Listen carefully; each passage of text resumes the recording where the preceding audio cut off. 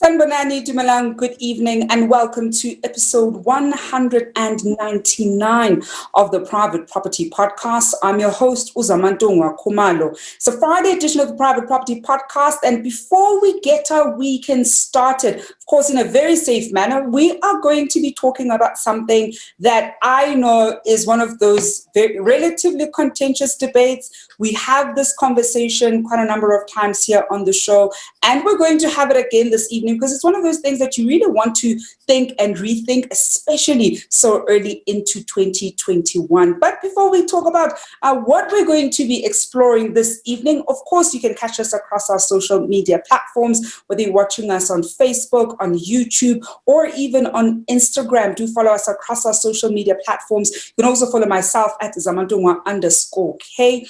And I love talking about the other great shows that we've got here across the Private Property social media platforms.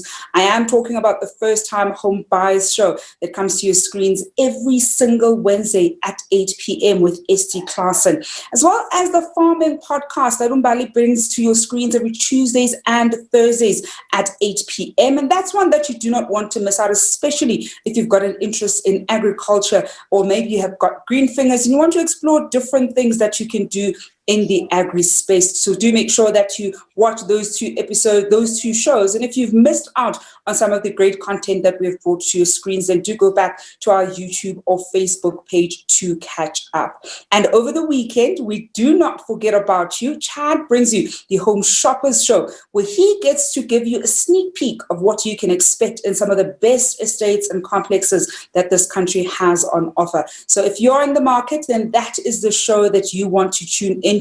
You'll get a glimpse of some of the amenities in the various complexes and estates, and where he also speaks to some of the people that will answer your questions about those estates and complexes.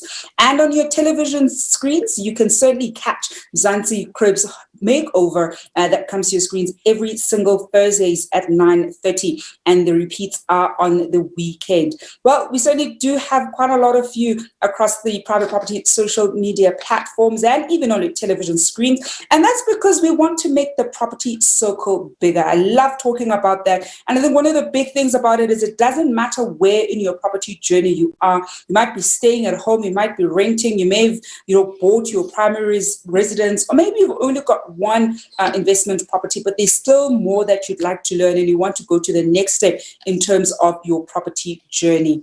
Now, one of the other things that we're doing here in Private Property is running an exciting competition That is, of course, the Sherlock Holmes competition.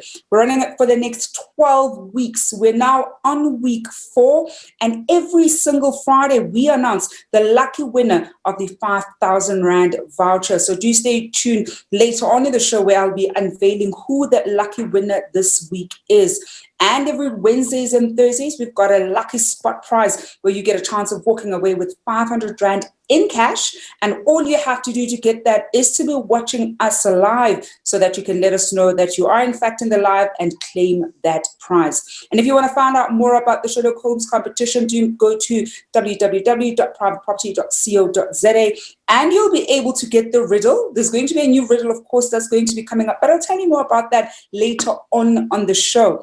Now to get started with this evening's conversation, I think the big thing with it is to buy or to rent. And I think it's one of those conversations that we typically like having, and there are different views and takes, but really we want to be exploring whether or not it's cheaper to buy than to rent. And we're going to be giving you a few things that you should be considering in the event where you still trying to decide what should you be doing and how should you go about making that particular decision. Because I think it's one of those things that so many of us probably struggle with.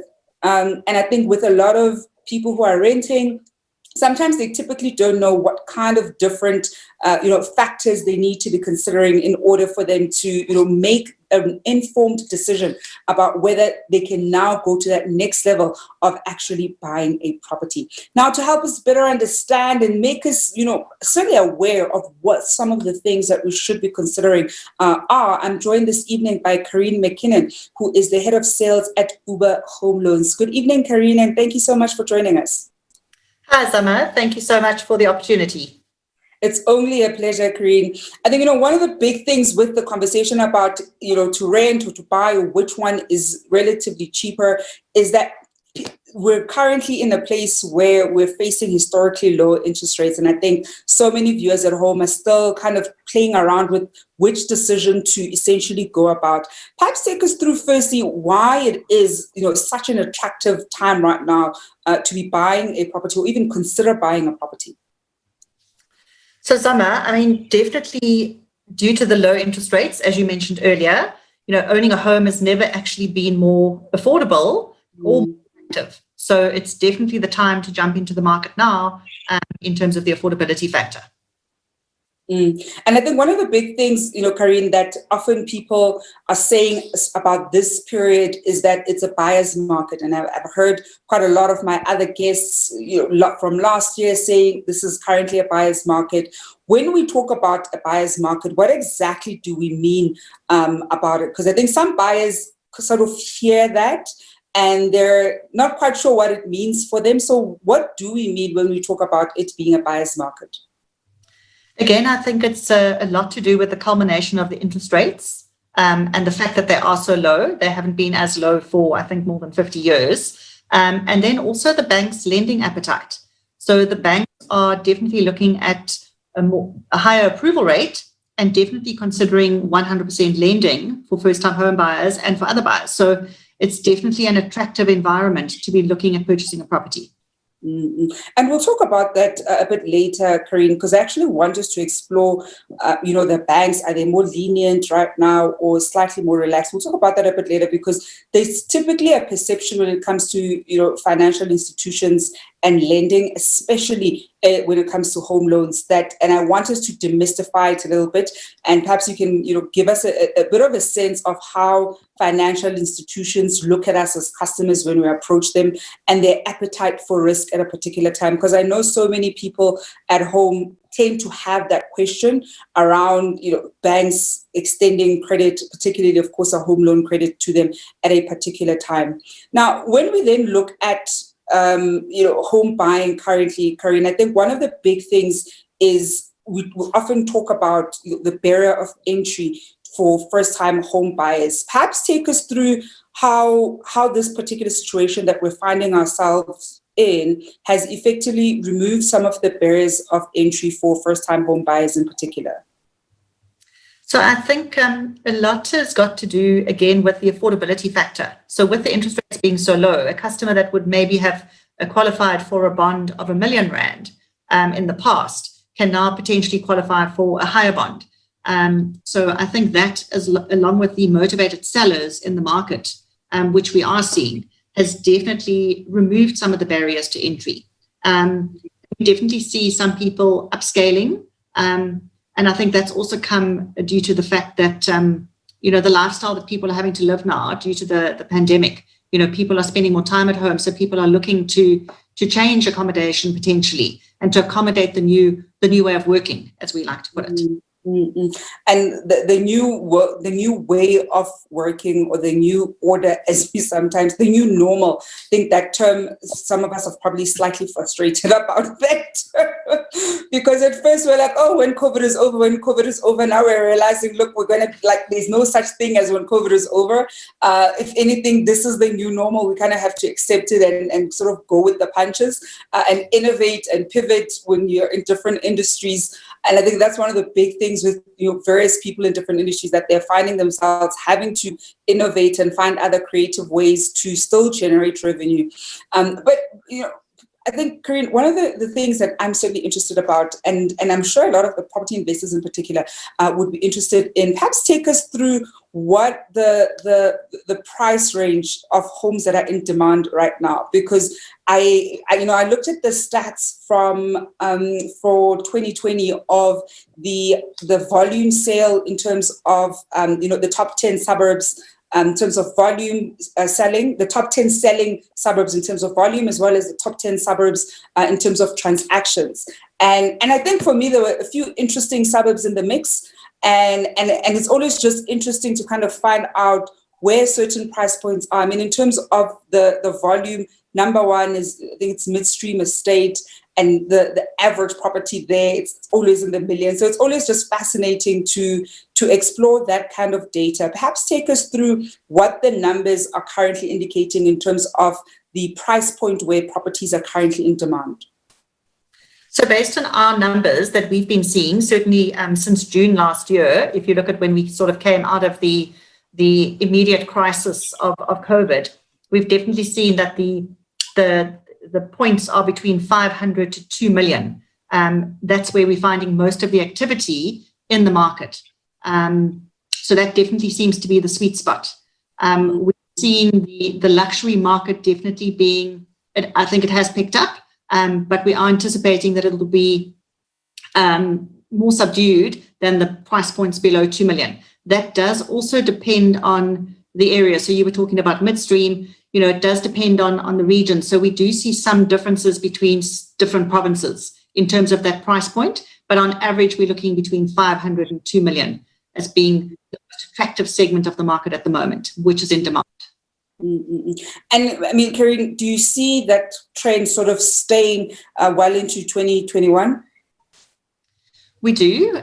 We anticipating, and again, nobody has the sort of the magic ball to understand where things are going. But we are anticipating that interest rates will remain as they are. I know that before the show we were chatting about the last MPC meeting, and that they did keep them the prime rate is still at 7%. Whether we'll see another rate cut is an unknown, but we're anticipating that rates should hold for the remainder of the financial year 21. So we're expecting that to remain, and that would certainly stimulate and keep the market and the interest going. So we expect things to stay quite relevant for now. And I think, Careen, one of the big things with this conversation, of course, we are looking at whether it's cheaper to buy rather than rent. For those viewers who are currently renting, or perhaps even living at home and are potentially exploring buying this year, they're hearing quite a lot about the historically low interest rates. What are some of the things that they should be considering? Because sometimes perhaps they're looking at just the rental and just the monthly payment. How should they be thinking through the cost of them staying in a rented property versus the cost of taking on a home loan? So you need to obviously take all the costs into and factor them all in. Buyers must remember that properties under the purchase price of R1 million also don't attract any of the transfer duties. So that's definitely an attractive factor to consider if you're looking at purchasing at R1 million and below. So I think those changes have also made the affordability of certain buyers more affordable. So that's definitely a plus factor. And I think if you're renting at the moment, I think it's about doing the maths. You know, we need to weigh up the numbers in terms of the current rental versus the bond repayment, but then also factor in, there are certain things you need to factor in, like the levies and rates and taxes. Buyers need to make consideration of all of those costs that do come into play. And when a bank considers affordability, they do take those factors into account. So they look at the potential future costs that need to be factored in. And I think that's such a big thing, Careen, that I've seen, that sometimes a lot of prospective home buyers or home owners typically don't know about the other associated costs that they should probably consider even before starting their home ownership journey. That would probably need you to start saving as early as possible. And we'll talk a little bit about that in terms of the deposit and all the other costs that you may potentially need to save up for. I want us to look at, and I was saying earlier that there sometimes tends to be, I'll say, a perception around financial institutions and whether or not they do extend home loan facility easily, or they're slightly tough on extending that particular facility, and the probability of people, for example, getting 100% home loan, or banks only giving 80% or 90% of home loans. When you look, but especially in the activity that we experienced last year and even this year, as we're nearly 2 months into the year, how have you found that financial institutions or lenders' behavior is? Are they currently more lenient in terms of extending the home loan facility, especially at 100%, or are they slightly tougher right now because we're all relatively uncertain about the economic effects of the COVID-19 crisis? So we are seeing good conversions from the banks. So and in terms of the volumes we've seen a definite increase in our first-time home buyer applications. So we've seen an increase of about 36% in the fourth quarter of 2020. What we are seeing as well is, as I said, the great conversion rates from the banks in terms of their approval rates and the lending rates, which is great for a first-time home buyer. If you look at the increase in volume and the number of applications, of those, 80% were approved. So it's definitely a good consideration for a customer to do the maths and do the calculations on the rental versus potentially getting that home loan, because the banks are lending. They are pricing accordingly, they are aggressive, and they're looking to help the consumer. So the banks are definitely giving us great conversion at the moment. On average, we have an 80% approval rate. And I think, Careen, I think one of the big things when it comes to dealing with financial institutions is when you're applying specifically for a home loan is oftentimes people want that 100% home loan. Perhaps take us through what your opinion on the 100% home loan is versus perhaps getting 90% and already upfront having that 10% to put down on a property. So it's always in the consumer's best interest to put down the deposit if they do have the deposit and they have the savings. And the benefit there is that the customer's interest rate is potentially going to be lower than at a higher LTV of 100%. So the banks will price according to the risk. So the lower the risk, the better the rate. And we have seen that in terms of our numbers, the average rate concession at the moment is just under prime less, 0.04%, which if you compare that to about 24 months ago, it was sort of prime plus. So it's definitely helped the consumer. It's definitely more attractive. And yeah, I think people need to do the numbers again and make sure that they compare the rental to what potentially the bond repayment would be. I'm this evening in conversation with Careen Mckinon, who is the head of sales at ooba Home Loans. And we're talking about whether or not it's easier to buy versus renting, and certainly going through things that you should consider. And this could be whether you're currently a tenant or you might be living at home and you're exploring buying right now and you're wanting to run your numbers. So really taking you through the various things you should be thinking about as you start making that decision, and how you should probably go about securing that home loan for yourself. We are taking your questions and comments across our social media platforms. platforms, so do send them through. So we've got a question here from Facebook. It's coming from Untombi Engle, saying, as much as the interest rates have dropped, my question is, how do we become aware that the sellers aren't taking advantage of that, meaning selling at a higher price, since most are looking into buying and more people wanting to buy while the interest is low? So essentially, how do consumers ensure that they're not being, I'll say, taken for a ride or being sold a property at a much higher rate or much higher price than they would have been had interest rates been where they were, let's say, last year in January? So the prices, selling prices, are always driven by demand. So it all depends on the demand for that particular property. If there's no demand, property prices are going to come down. If there's higher demand, which is what we have seen, certainly for the last 7 or 8 months, then prices potentially could go up. And it also then depends on, the stock, whether there's enough stock on the market. At this particular point in time, just from chatting to and in discussions with our real estate business partners, I'm not getting an indication that there's a stock shortage at this stage. And obviously, real estate is well positioned to comment on that. But property prices are definitely driven by demand and supply.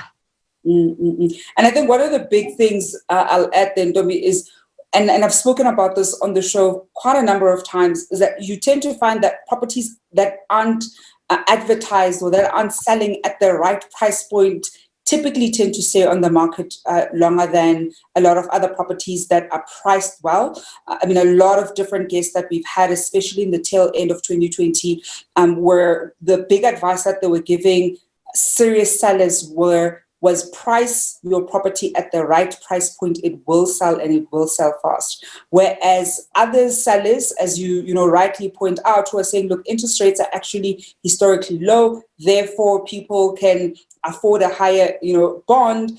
Those sellers who then pitch their property at that higher level, they're finding that that property is staying on the market for a very extended period, and it's become stale stock because there's so much stock coming into the market every single day. I mean, when I even look at some of the areas that I keep track of, the alerts that I get for those specific areas is actually it's slightly frightening, because there'll at least be, and then sometimes even small suburbs, there'll at least be like 2 properties every other day, for example. So I think there's quite an excess of stock in a lot of areas. So it's definitely in the best interest of a seller to price it properly if they are serious about selling, because they're fairly serious buyers who are also getting more knowledgeable, watching the show, asking the right questions, doing a comparison, looking at where prices were, pre-lockdown, and seeing that, look, but pre-lockdown, the price was here. Now you've suddenly increased it, let's say by, 20% or 30%, and you haven't necessarily done anything special. So I definitely do urge you to do a bit of research when you are, comparing prices, or when you think the seller's charging a higher rate than you would probably want to pay. And taking more of your questions and comments across our social media platforms, I've got 2 questions. I'll ask one and then the next. These 2 questions come from Facebook. It's coming from Bruno dos Santos.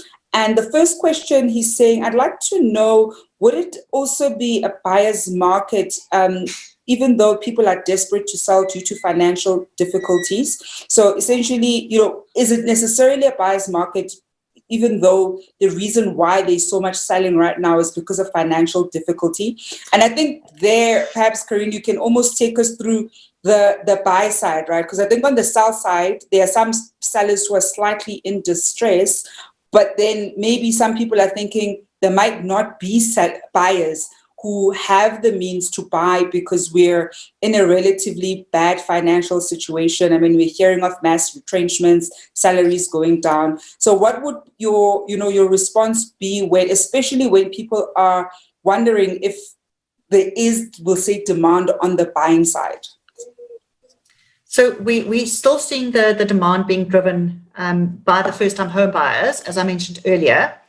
We obviously in conversation with the banks on a regular basis from an ooba home loans perspective, and monitoring closely in terms of distressed sales and whether they're seeing an increase in the distressed sales. So at the moment, we're not of the opinion that that's a factor, that although there are people that absolutely have been impacted hugely in terms of the economic crisis, But we don't think that that's impacting the demand at the moment on the buyer side. And I don't think it's creating a huge percentage of additional stock at this stage. I think it's the market where people are potentially looking at changing lifestyles and either upscaling or downscaling, as opposed to the distressed sales. And the second question, also from Bruno, he says, second question, if you plan on staying for at least 2 to 3 years in the country, is it better to sell now and rent for the next 2 or 3 years? The house is fully paid and it's a fixer-upper. So again, renting versus buying. So, when you're renting, you don't have any capital growth in terms of asset value. So my personal opinion, and this is my personal opinion, it's always about the ownership in terms of capital growth from an asset value perspective. I think we've really seen property prices in South Africa dip hugely. We're losing money. So if you bought a property for R1 million 2 years ago, it's not going to sell for 500,000 now. So we have those cases, but it's not really where customers and consumers are going to lose out traditionally. There's still perspective to have the capital growth versus. Another question, this one coming through from Facebook, it's coming from Yandala Ramaru asking, does it make sense to buy a property and rent it out whilst renting somewhere else where it's cheaper? For example, an apartment and associated costs are 6,500 Rand and you rent elsewhere for 4,500 Rand. Yes, so potentially that is good. And we have seen in the past a lot of the consumers do that. And they have one which is an asset, which has got capital growth. They have a rental, they have a tenant. And as they pay off that one, they then buy another property. So there definitely is that trend. We have seen an uptick in terms of the numbers that we track where people are buying to invest in property and rent them out. We've definitely seen those numbers increasing. If you look at a couple of years ago, it was tracking at less than 2% of our business. And again, it does vary from province to province and region to region. As an example, I looked at some of our Western Cape statistics the other day, and 14% of our bond applications were for investment purposes, which is a huge increase. And I think I'll add to that one, Yandala, because one of the big things that I picked up being a property investor myself, speaking to a lot of property investors, is a lot of really great property investors, when they're able to, typically don't live in their bonded property. I've seen quite a lot of them essentially do what you've asked, where they rent, and there's a great place that they found. The costs are fairly low. It's got all the things that they like. And some of them will tell you, I'll probably stay here maybe for the next 5 years, or I'll stay renting for the next 5 to 7 year period, because financially it's going to cost me less than if I were to stay in a bonded property. So if you are able, for example, to find that property where rental can be, like in your example, 4,500, and the rental unit is able to attract your 6,000 plus amounts and it covers all the costs, you certainly can do it. I think when you're able to run the numbers, you tend to find that you are essentially not paying for your living, or you're paying a substantially less amount for your personal living, while the associated costs of the investment property as well as the bond costs are being paid by your tenant. So I'm a big fan of this model. And I even always say to people, listen, if you can stay at home, rent-free with your parents for as long as possible, do it. Start buying property while you're staying at home. You can have multiple of them. You're not servicing any rent. Maybe you'll just give your parents, a little bit of money. You'll contribute here and there just to cover some costs. But if you can get away with staying at home, it's a healthy environment. You're not gonna, you're not gonna butt heads with your parents. Certainly do it, because you do find that you get a lot of financial value from doing that exercise as much as possible. And we've got another question. This one is coming from YouTube, and it is from Liesel Windhovel, who asks, I work abroad. The interest rates are good. Do I buy now while I can afford it instead of waiting until I get back home, avoiding the risk of increase in interest rates and property search, etc.? Yes, so my advice would be yes. And we certainly have had some interest from South Africans living abroad. I do know that from some of the feedback from our consultants and the sales force. And I think now, while the rates are still low, and affordability is key, and property prices haven't surged as yet. We haven't seen that frenzy that we saw way back in 2004 to 2006, 2007. So property prices and properties are still affordable if we're looking in certain areas. And I think one of the big things about that, Careen, when we listened to the MPC meeting, announcement not so long ago, one of the big sentiments that you got was this time around it wasn't a unanimous decision in terms of the rates staying the same or changing. Some of the members actually wanted them to go up. So that's why it's also going to be quite interesting to see what's going to happen in the next meeting, whether they're going to rather remain the same. I mean, I know a lot of us are hoping that they go down at least by 25 basis points. I don't know if we're going to see that. I think they probably have to be a relatively significant, economic shift for them to sort of decrease them again. And I know this is one of those conversations various economists like having it back and forth about, because they'll tell you, listen, we can actually afford another decrease. And when you sort of run the numbers and you look at, we'll say South Africa's balance sheet in its entirety, we can technically afford it. So I think it's one of those, it's a great time right now, and certainly do explore. You can already start doing the search now, because I think more often than not, Careen, and we've probably seen this one, that sometimes the searching part is also the part that takes quite a long time, as opposed to, the financing part. So even finding the right area, I mean, she was saying, for example, that she's currently abroad. So having somebody who will go and view for you, that might potentially be the more admin intensive part. Whereas from the financing part, that might actually work out to be the slightly quicker, smoother part of the home buying and home ownership journey.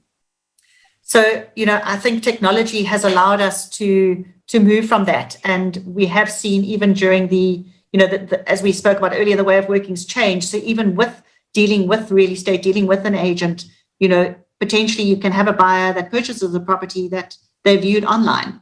They might not physically have gone to the property, but that is able to happen now. With the way things have changed. So I encourage somebody to go and do the affordability calculations. We have various tools from an Uber home loans perspective that can assist a buyer. Uber Bond Indicator, which is a self-service tool. We also have a consultant that's an expert that can assist somebody and obviously make sure that they understand all the detail of what's required in terms of the finance, the application. So do that step first, and then the search for the property can definitely be done from abroad. You don't physically have to be in this country any longer, seen from the way we've had to work in the last couple of months. We've got a comment here coming through from Umkateko Ahape saying, I think the reason most properties are not priced correctly is because most distressed sellers want to get a price that will cover their debts towards their debt, as well as also get something towards their pocket. And unfortunately, most properties end up accumulating more debts while they are waiting for the market. And that's so true, right, Careen, that they want to be able to pay everything off here and also pocket it a little bit extra on the side. Absolutely, because nobody really wants to offload a property and still have the debt. So sellers do want to make sure that they can cover certainly what's outstanding from a home loan perspective. And in some instances, that's not always possible. But if a client is in that a dire need and in that urgent situation, it is most probably more, it's better to offload sooner rather than later. Because remember, debt is still accumulating interest, and they'll have to settle that at the end. So most probably sooner rather than later. Now, Careen, before I let you go, last two questions for you. The first one, any tips you'd like to share for specifically first-time home buyers this year, especially those who are exploring transitioning from renting to becoming that first-time home buyer? So I think maybe just to give you an example, if somebody's currently renting a property, they might think, well, they can't afford the property. So I think, again, as we spoke earlier, do the maths. So as an example, if you're looking to purchase a property of R1 million and then you still don't have any transfer duty, that monthly repayment on your bond would be 7,753 Rand, whereas potentially you might be paying a higher rental on that. So I encourage anybody that is renting that is looking to buy to do the affordability, to get in contact with us. Let us run the numbers, and let us put you in the position where you can comfortably go out and look for a property and own your own home. I think that's a South African thing as well in terms of owning property, which is maybe different here to compare to abroad, but it is possible. And I think everybody aspires to own their own home in this country, and we'd like to assist those people. But again, do the numbers up front so that you can comfortably go out and search for that dream home and make sure that you can afford it. And last one from me, Careen, same, it's a tip. Any tips for the property investors who are looking to grow their property portfolio? So they've already got a few under their belt, but they want to also strike while the iron is hot and add a few properties on their portfolio. Any tips for them? So I think we are seeing a lot of new development stock coming onto the market as well. So we're seeing that type of investor coming back into the market. And I think they're looking for some sweet deals. And there are deals out there to be made. And the interest rates are so low. So you're able to finance the property and still get a good return. So from a property investor's perspective, now's the time to gear the property because the rates are so low. I would definitely encourage them to look for those bargains, look for the stock, and take advantage. Careen, we're going to leave it there this evening. Thank you so much for joining us. It's a pleasure. Thank you so much. Take care. And thank you so much. And that is Careen Mckinon, who's the head of sales at Ooba Home Loans. We're going to go for a quick break, and when we come back, we will be announcing the lucky winner of that 5,000 Rand voucher for our Sherlock Holmes competition.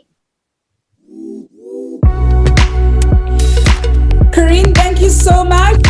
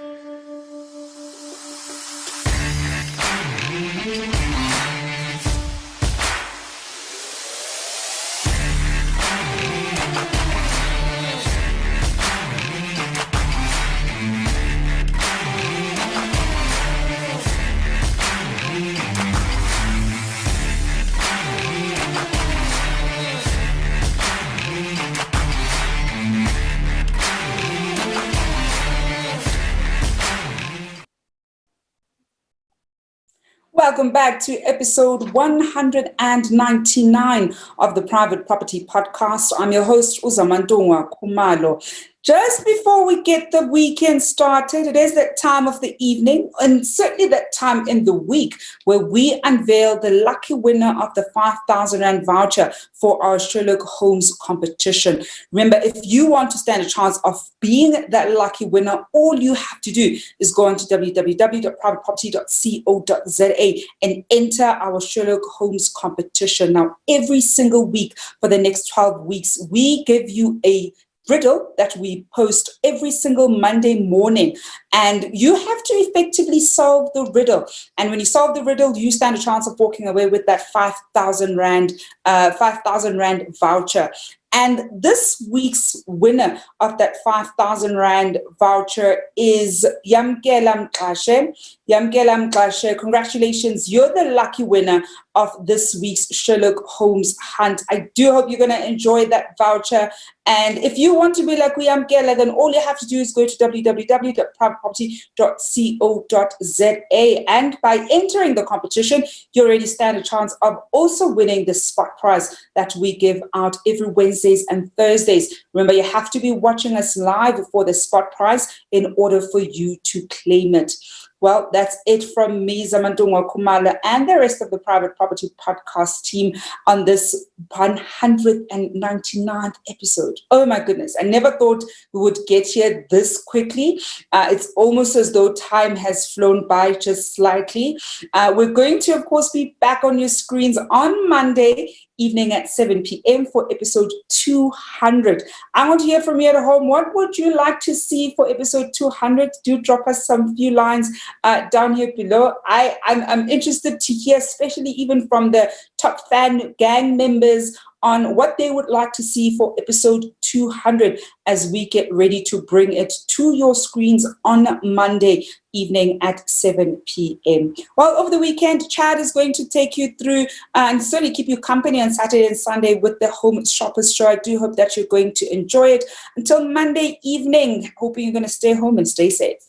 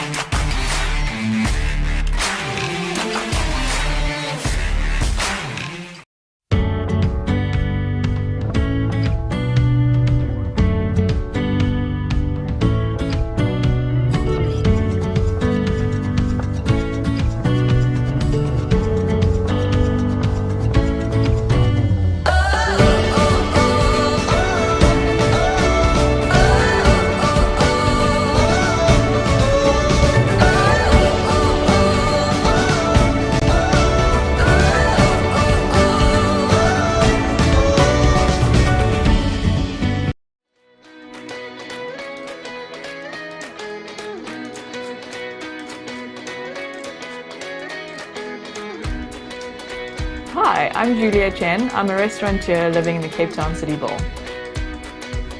My restaurant, Hallelujah, is situated right in the heart of the city. Over the last few years, the influx of young professionals has created so many new and exciting things to see and do. The rejuvenation of the city has been something really special to experience.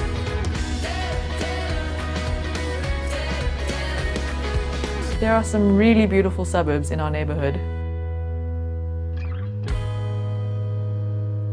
Nestled below the iconic Table Mountain lies Oranienburg and Tamboerskloof, filled with unique and beautiful homes. There's such a young vibe in the city with an incredible blend of diverse cultures catering to everybody's desire. Within the city, there are so many genuine and passionate people, and you'll find them in places like the Woodstock Exchange, offering everything from handcrafted works of art to a culinary experience hard to forget.